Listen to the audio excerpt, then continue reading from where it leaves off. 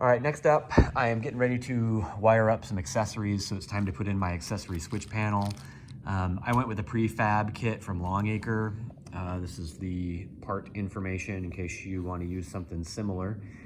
They are heavy-duty switches, so apparently they can handle 40 amp. You can run stuff directly through them. I'll probably end up using relays anyway, just because I don't want to put that big of a draw on it, and the relays help to clean up the signal and stuff like that, so you don't have electrical problems. But you can actually run a decent amount through these through the switch panel. So anyway, this has room for 4 accessories. The way I did it in the other cars, I had transmission, diff, camera system, and cool shirt.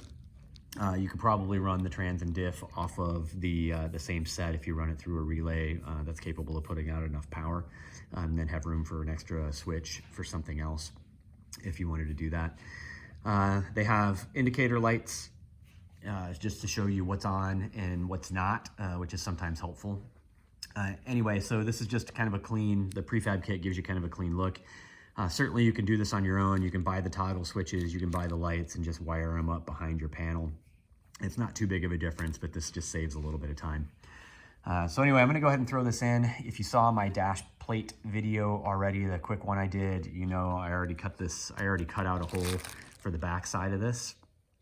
So I'm just gonna go ahead and slide it in place and get this thing bolted up. Then I'll move on to my fuse block and relays. All right, checking back in. I'm working on my electrical again. This is that 4 toggle switch panel that you saw when I was building out the dash plate.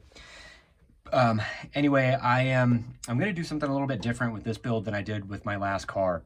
And so what I did with the last car is this power was always on. I had a heck of a time just getting into good accessory power that would come on with the key. And so I am doing something different here, which is that down here, I tapped, you can see my fuse tap, or excuse me, my wire tap right there. I tapped into the orange wire coming off of the ignition. That orange wire has 12 volts when the key is in the on position. There's the brown wire over there that has 12 volts when the key is in the accessory position or in the on position. So in this case, I wanted 12 volts when the key is in the on position. And essentially what that is going to do now is I'm going to jump it over here to the switch panel. But I'm not going to draw directly power from this guy. I don't want to overwhelm that circuit. So I am from here going to do essentially the same thing I did in the other car, which is that these are really just going to be trigger wires. And everything's going to run through a relay. So you can see I've got a relay down here, and essentially I've got a fuse panel, a little mini fuse panel that I am putting in under the dash. So this fuse panel is drawing power from the connector at the top of this interior fuse panel. It's kind of hard to see, but basically that thing pops out when you take that little 7mm head nut or screw out of there, and then you can get to it. So anyway, I'm drawing power here from that. So that is battery feed. So as long as the power cutoff is not is turned on, then I've got power. If it's shut off, then I don't have power.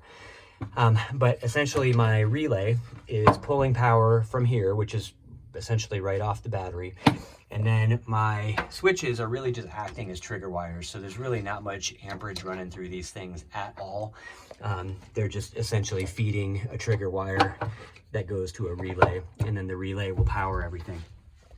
So that's the quick difference. I figured I'd show it while I've got all this stuff out, even though it looks like a rat's nest. It's a little bit easier to understand what's going on. All right, circling back just to show you how this is coming along. You can see I've got a few more things in my dash plate now, a couple of gauges, fire pull, the push button start, which I hadn't mentioned yet.